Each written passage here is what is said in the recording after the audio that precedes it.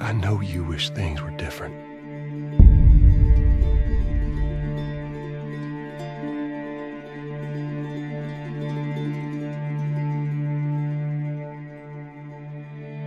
I wish things were different. Ellie!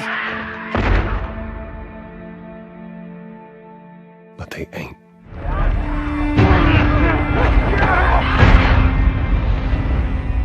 Please stop!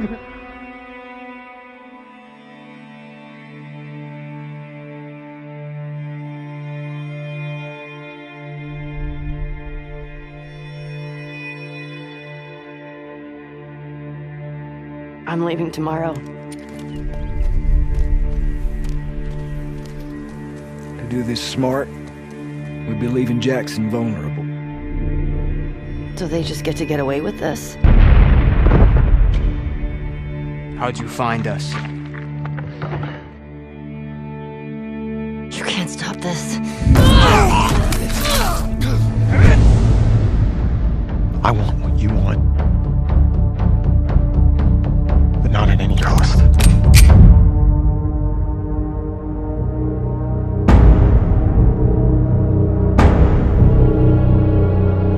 I really hope you make it.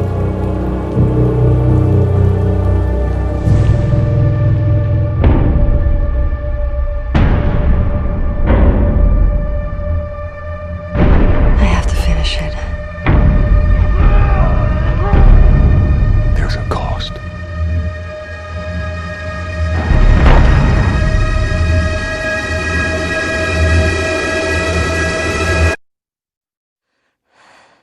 We could have killed you. Maybe you should have.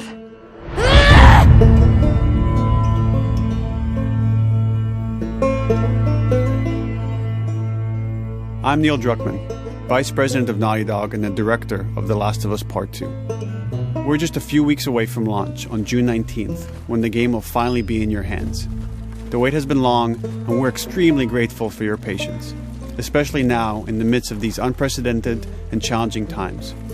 We hope you're all taking care of yourselves and that you, your friends, and your loved ones are doing well.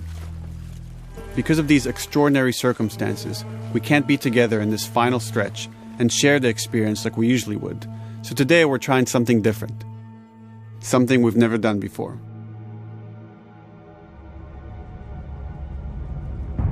Over the next 20 minutes or so, we're going to give you an in-depth look into what awaits you in The Last of Us Part 2, including new details about the gameplay experience and story.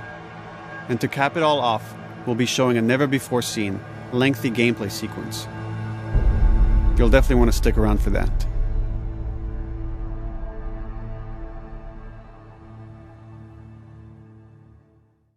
I don't know what happened. I was supposed to take her to the Fireflies and walk away. They were actually going to make a cure. The only catch, it would kill her. The Last of Us Part 2 picks up Ellie and Joel's story several years after the events of the first game. Ellie and Joel have settled in Jackson, Wyoming, amongst a thriving community of survivors. With the threats of the world kept outside the town's walls, Jackson has been able to find relative peace and even stability. Ellie is now 19, lives on her own, and has been able to forge lasting relationships within the community. Scale of 1 to 10, how would you rate our kiss from last night? However, this peace is short-lived. Jackson and Ellie suffer a violent and traumatizing event. Ellie sets off back into the treacherous outside world in search of retribution and justice. Her journey will take her to new parts of the country previously unexplored in The Last of Us. The story spans multiple seasons and climates, from the snow-capped mountains of Jackson to the lush Pacific Northwest.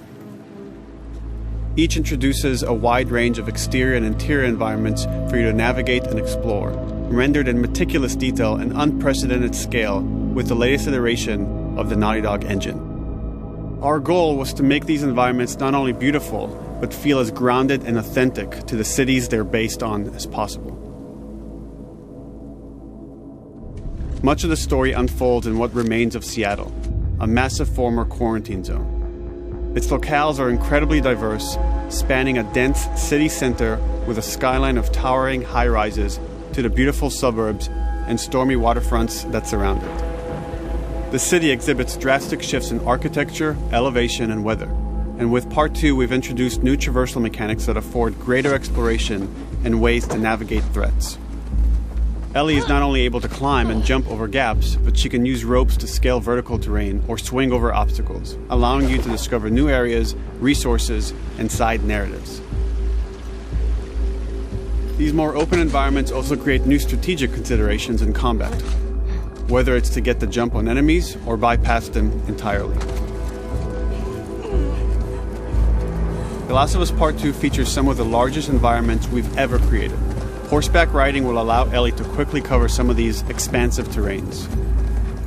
Some streets are so flooded that a boat is required to navigate them.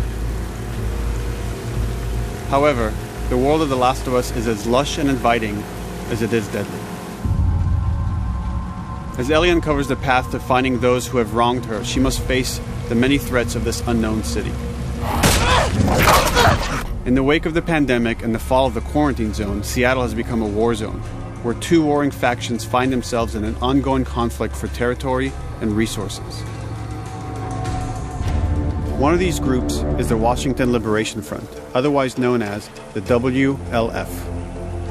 The WLF are a militia group that began as resistance to the military occupation of Seattle, and eventually wrestled control of the city from them. They are highly trained, organized, and well-equipped with weapons they stole from the army. They occupy much of the city, imprisoning or killing trespassers on sight. Hey! We got another trespasser. A girl. Did you see her?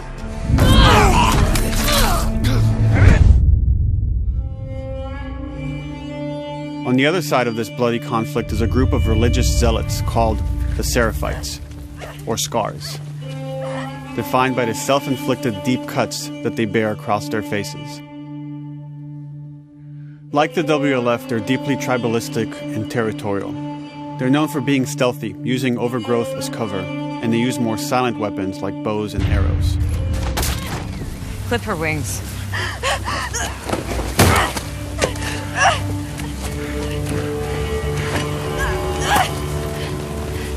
But beyond this conflict among survivors, the threat that originally brought the world to its knees is very much present.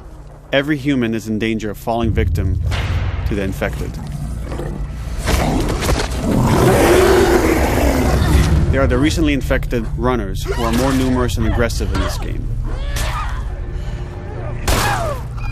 The blind but extremely deadly clickers, and the stalkers, who sneak and hide until they're ready to attack, surprising their victims with extreme agility and brutal violence. The Last of Us Part 2 introduces new stages of infected, such as the Shamblers. Large, heavily armored enemies that are covered in pustules. Upon getting close to you, they expel a corrosive spore cloud that burns its victims. But our most terrifying and lethal new forms of infected will have to wait until you play the game for yourselves.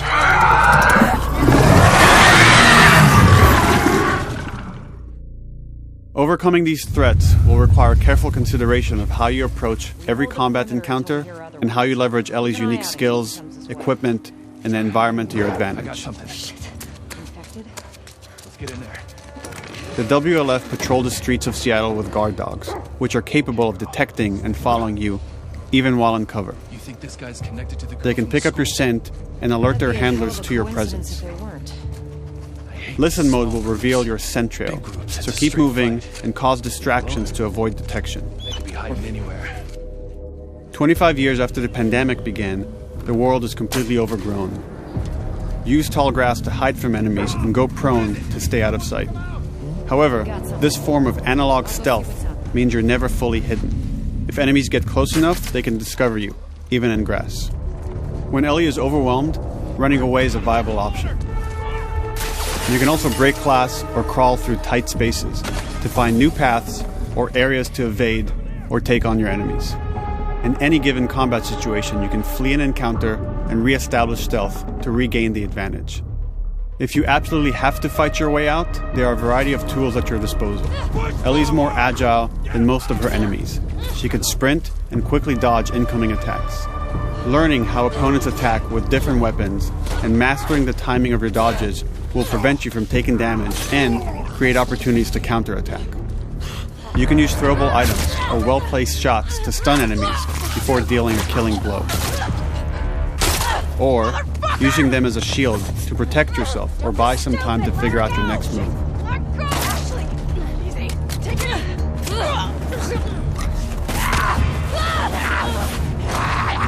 Ellie isn't always alone on her journey. Allies will take part in helping you navigate the environments, spot enemies, and meaningfully help you in combat encounters. Back off!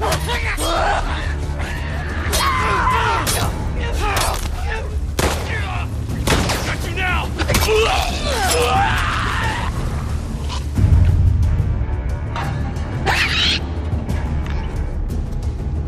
Between the human survivors and the roaming infected, there will be times where multiple threats are present, creating new strategic considerations and opportunities. You can choose whether to attack these opponents separately and directly, or find ways to pit them against each other.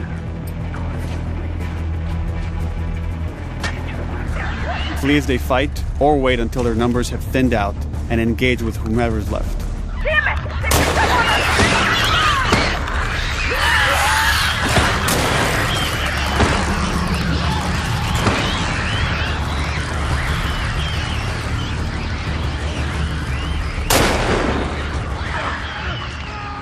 Our goal is to create unparalleled tension, coupled with deep systems that give you greater control and influence over your journey. As you play, you'll be able to invest in a broad collection of crafting items, weapon, and player upgrades through training manuals scattered throughout the environment and scavenging for ingredients. These skills and upgrade manuals cater to a variety of playstyles, and the choices you make will create your own distinct experience. We also wanted to extend that agency and personalization to your weapons through our new workbench system. Scavenge for parts to modify and improve your weapon's performance and attributes, all of which are visualized and become part of your character.